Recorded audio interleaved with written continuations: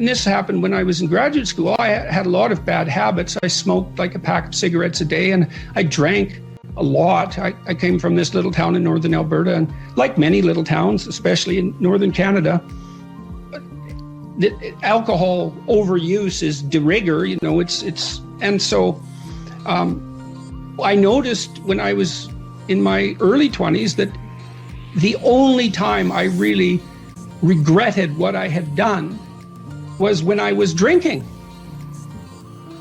Now, it was also interfering with me writing because I couldn't concentrate well enough if I was hungover, but I also couldn't really I couldn't tolerate the emotional strain of what I was writing about when I was hungover. I couldn't handle being on the edge because I destabilized my nervous system. In any case, I stopped drinking. The reason for that was, I decided I didn't want to be ashamed of what I was doing anymore. I thought, maybe I could not do things that were shameful and then see what my life was like. So that was sort of on the negative end, the constraint end.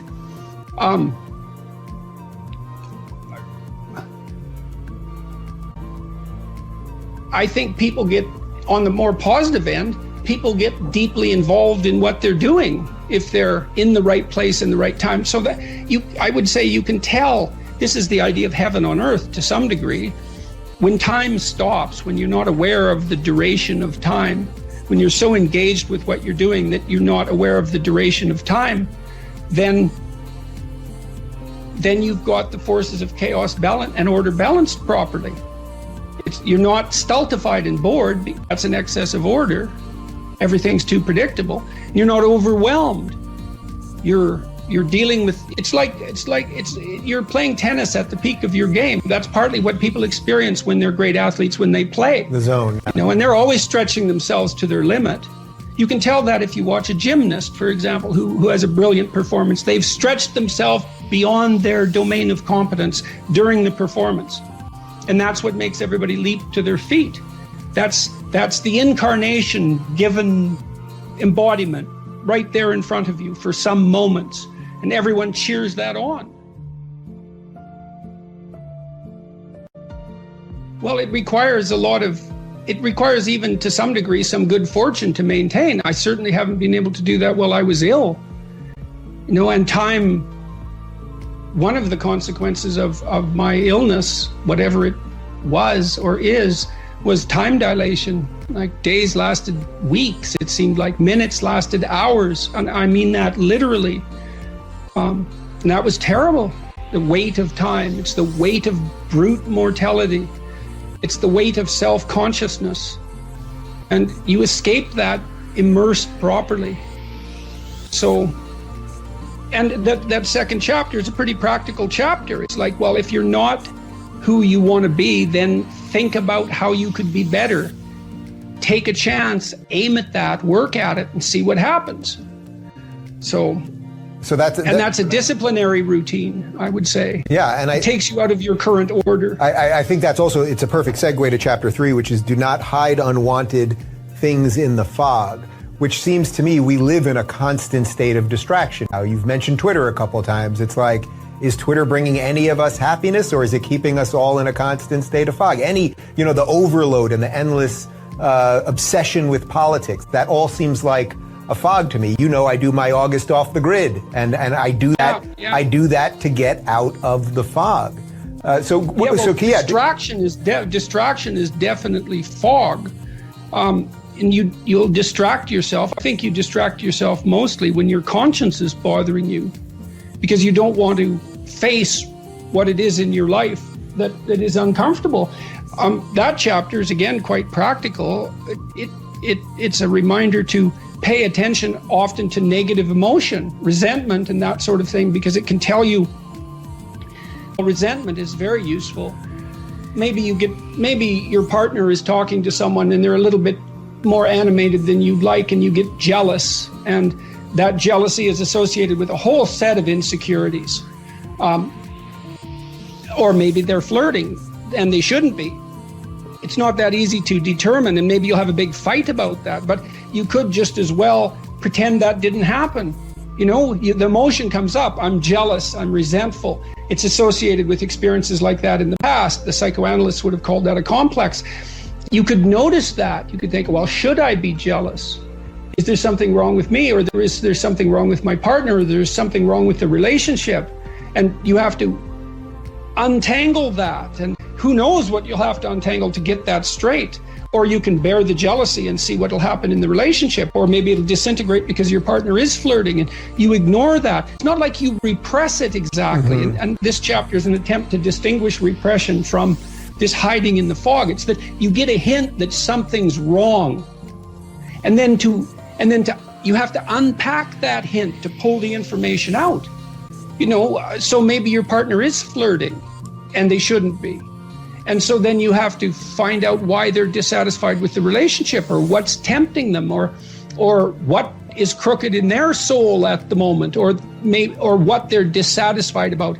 Terrible journey of exploration and discovery. That's always presented as something that's positive. It's often not at all. It's so hard. It's like doing surgery on a suppurating wound. And it's no wonder people avoid it. Mm-hmm. But it's not helpful. Because all it does is leave those things grow and multiply in the dark. And if you ignore them, they just cascade. Do you think that's just self-protection for most people? That most people, they see it, they know that truth behind them, whether it's about their partner or whatever it might be, but it's just self-protection, like, oh, I just got to keep moving on as things are, that we're just creatures of habit. Or something like that. Well, sometimes it's that, and it especially gets to be that if it's accumulated for a long time, because if you wouldn't deal with it when it was a kitten, you're not going to deal with it when it's a full-grown lion. Yeah. And so, but I think mostly it's something else I return to in the book is it's deceit, resentment, and arrogance. I already know what I need to know. That's arrogance. Deceit is, I don't have to pay attention to that. And resentment is, well, things can go to hell and so can he or she. And that's a pretty dark triad. And you don't want the spirit that embodies that to take over your life. That's for sure. People are often resentful if they see that responsibility has been abdicated. Why isn't that person doing their job? It's like, well, hey, man, step in at your workplace, in your family. And you think, well, I shouldn't have to do that extra work. Well, you shouldn't be a slave. You shouldn't allow yourself to be tyrannized. But if something bugs you because a responsibility is going unfulfilled, there's a great opportunity for you. And this is something I don't think we teach young people well. And one of the things, you may remember this, that was so striking about the tour was that I made a case fairly consistently that most people find the meaning that sustains them through the vicissitudes of life, not in happiness, but in responsibility. And that would bring everyone to a halt. It would always make the whole theater silent. It's like, oh, I never thought of that connection. Because maybe you want to avoid responsibility, and you can understand why. You can understand why. You hide from it. Like Abraham, one of the biblical stories, Abraham, he stays in his father's tent till he's like 80. And then God gets fed up and tells him to get the hell out and grow up. And everything that he encounters is catastrophic. He encounters tyranny. The Egyptians conspire to steal his wife. He encounters starvation and war. That is what you encounter if you go out in the world and you think, who the hell wants that? I don't want the responsibility. It's like, well, yes, you do, as it turns out. There's nothing better than responsibility. Now, I say that with some caution. I think that it's hard to say. The responsibility, I've been overwhelmed by my apparent responsibility. But I think it's also kept me alive. And I mean that literally.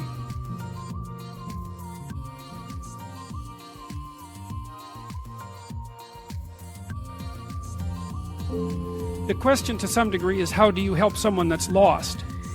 And the answer to that is, if they aren't willing to not be lost, you cannot help them. And I would also say that as a clinician. You see, I mean, it's a statement that's informed, I would say, by my mythological knowledge, but also by straight clinical wisdom, not mine particularly. I mean, one of the things that Carl Rogers pointed out was that there were necessary preconditions for entering into a therapeutic relationship.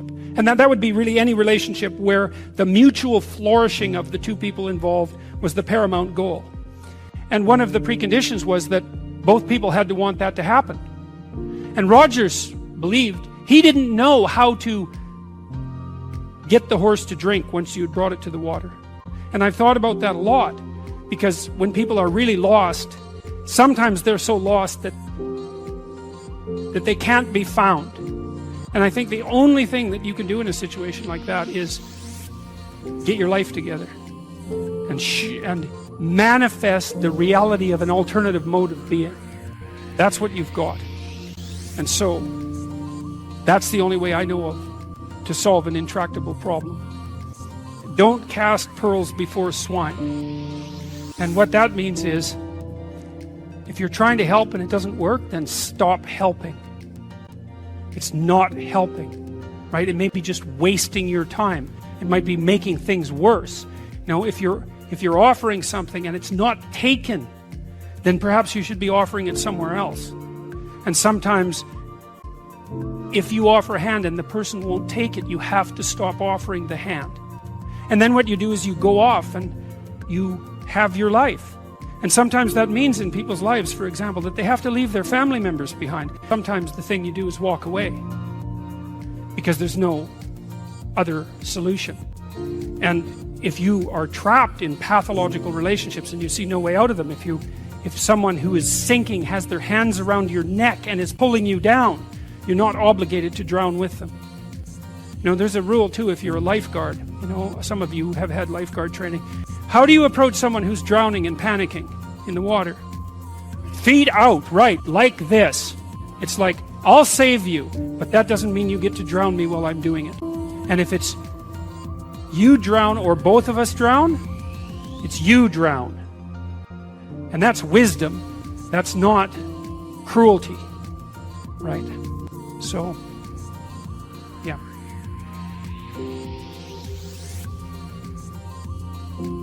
Often you talk about one way to find meaning is in the journey between who you are and who you could be. But how do you make sure that when deciding like who you could be, that you're not aiming too high?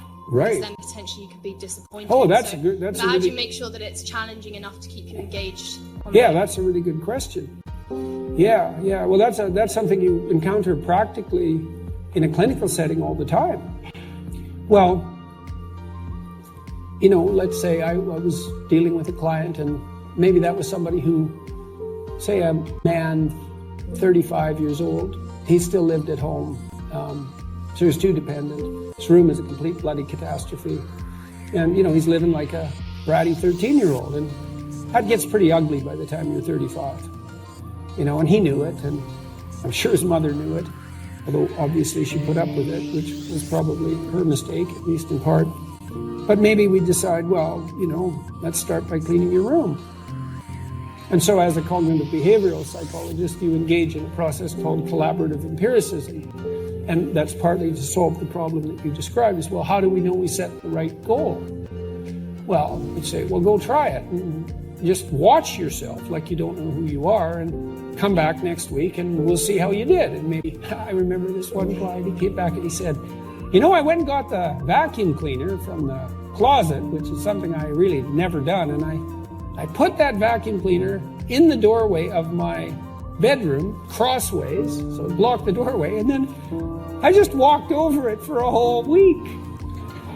And look, he was completely nonplussed at his own intransigence. And look what he did, eh? He was so resentful and so angry that he, instead of vacuuming his damn bedroom like he planned, he just stuck the vacuum in his own way and then martyred himself over it every day for a week.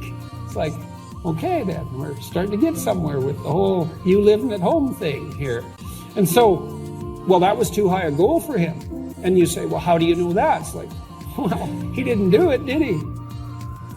So then what you do practically is you say, well, how about you bring that vacuum cleaner into your room this week and that's your whole assignment.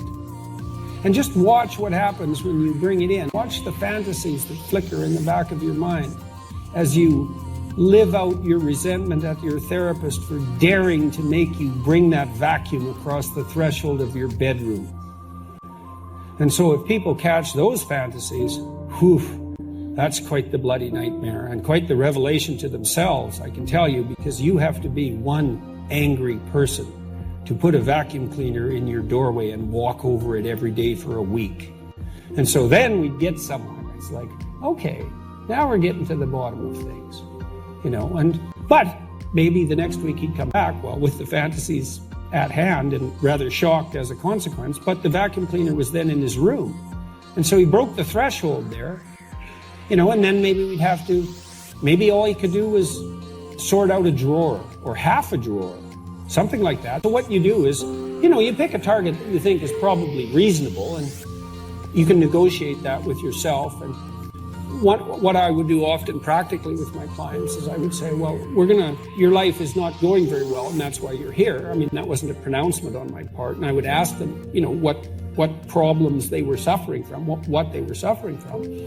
But I would usually do a pragmatic analysis of the generic quality of their life. And it's not that hard to do. You can do this for yourself. It's part of this self-authoring program that I have online. Well, I'm miserable and I'm anxious and I'm bitter and I'm angry and I'm stuck in my career and I don't seem to be able to get anywhere, and God damn it, life isn't worth living anyways, so half the time I'm suicidal. Okay, right? Now we've established the problem domain, right?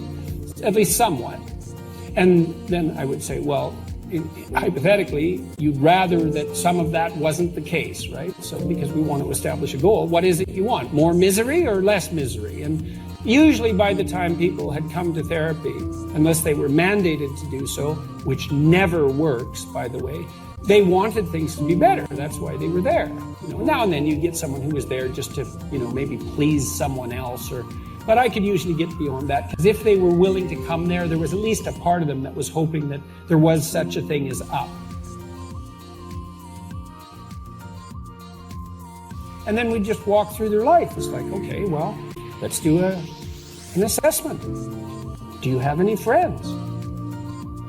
How often do you see them? Well, I have 6 friends, but I only see them once every 6 months. One of them every 6 months. Well, that's pretty low on the friendship hierarchy. So I just file that away as a piece of evidence. Do you have an intimate relationship? Are you as educated as your intelligence would indicate might be useful? Do you have a job? Do you have a career? Or failing that, a job? Right? Because generally people need at least a job and perhaps hopefully a career.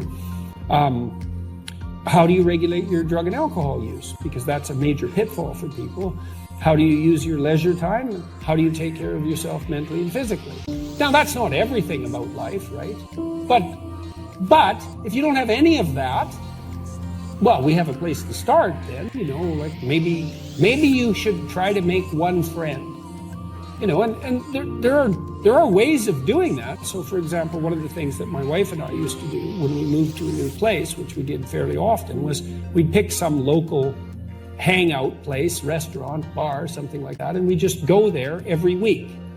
And until we started to know at least the proprietors, we'd introduce ourselves and we'd make that a routine. And then, you can get to know people. And sometimes with my clients, I would have to, some of them were incredibly not socially skilled, like in ways you just have no idea. Well, maybe some of you do. How? Well, because I don't mean you specifically, although maybe I do, but you certainly may know people like this. I had one client who was literally so socially anxious he could not use a telephone. And so he was just he was absolutely terrified of people. He'd been horribly bullied. He was 3/4 deaf. He had obsessive compulsive disorder. He had an intellectual impairment. I mean, this guy had a rough time, man. And he was so terrified he could hardly talk to men and women, man. They were so terrifying to him. He just didn't even know literally where to start. Well, sometimes when people are extremely impaired, they don't know anything basic. They have no friends. That's why. Well, they introduce themselves like this. What's your name? And then maybe you say it, but they're so preoccupied that they don't hear it, and then they shake hands, so let's shake hands. That's not good. That's not good. You don't remember the name. You're not making eye contact, so you can't see the person's emotional response, and then you're afraid, and that's why you're looking away. And then because you're afraid and you're looking away, you don't pick up the social cues about how to initiate conversation, even if you know how to do that. So then you're awkward, and because you're looking away, you don't listen, and then you can't enter into the flow of conversation. And so we'd practice shaking hands, maybe 20 times till the person could do it and was comfortable with it. And that's how you start at the bottom of things.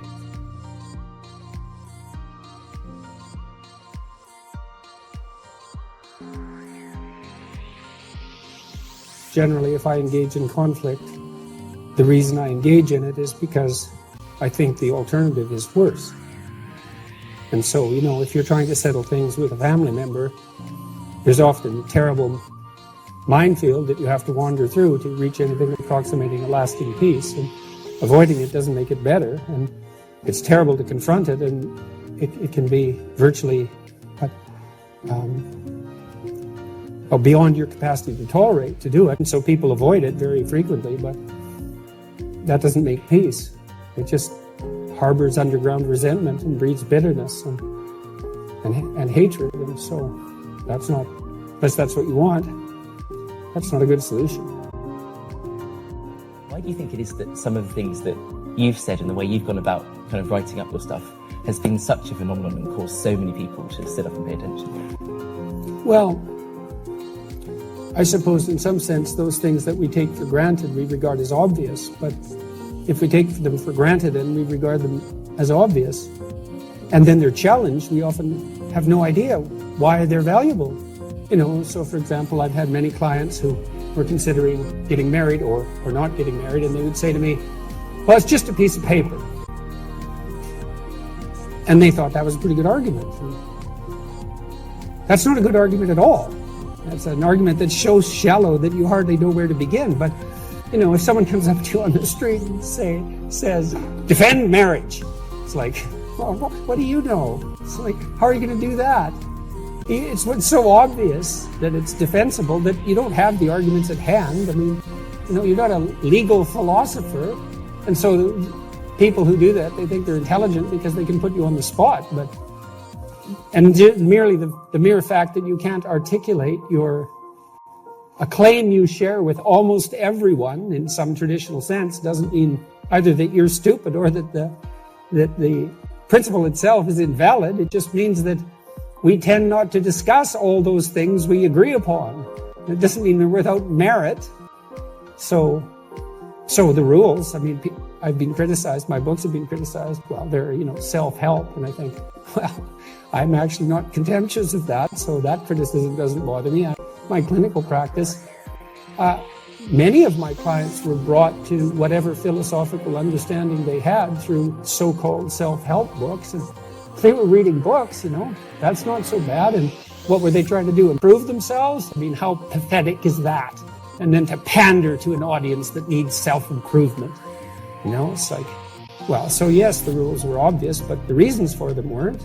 And so I think the reason the books were popular, or one of the reasons, is that I tried to make a case for why these hypothetically simple, axiomatic, propositional statements were neither simple nor obvious, and why they were also necessary. And people like to be walked through the whole process of the thought that underlies the claim, let's say. It's very difficult to properly organize your immediate environment. And that's another thing I try to do with the books, is show that some of these so-called simple things, clean your room. It's like, I'll tell you, this is the truth. I've been trying to organize my office for 3 years. I was flooded by so much mail and so much catastrophe that I fell way behind in my ability to keep my closet organized, my clothes organized.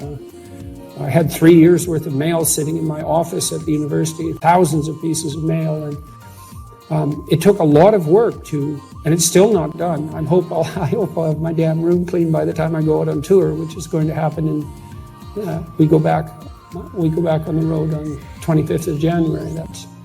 And I'm hoping, for symbolic purposes, among other reasons, to have my house in order and my and beautified again as well.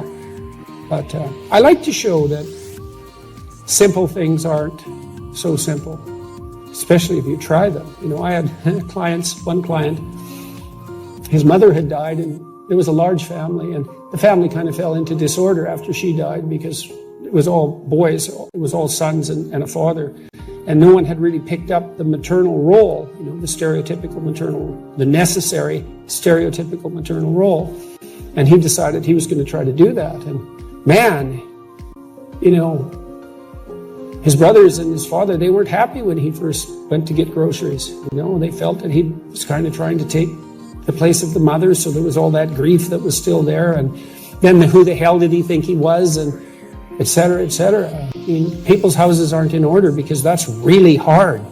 It's really hard. And it causes a lot of chaos and strife to try to do it. And so usually it isn't done, and it isn't until you actually try it, like right down to the detail, that you start to understand how difficult it is, and then also how to appreciate. You also start to appreciate how necessary it is. So it's fun shedding light on that sort of thing, and the non-triviality of the ordinary. And part of the reason I concentrate on the individual is because I don't think the things we do are trivial. If you think the things you do are trivial, then you're either bringing a trivial attitude towards them, or you're doing things that you're not doing the things you should be doing, or you're not framing the situation appropriately.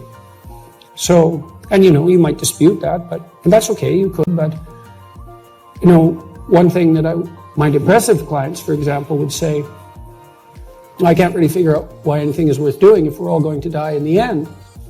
It's like, you know, it's fair enough. But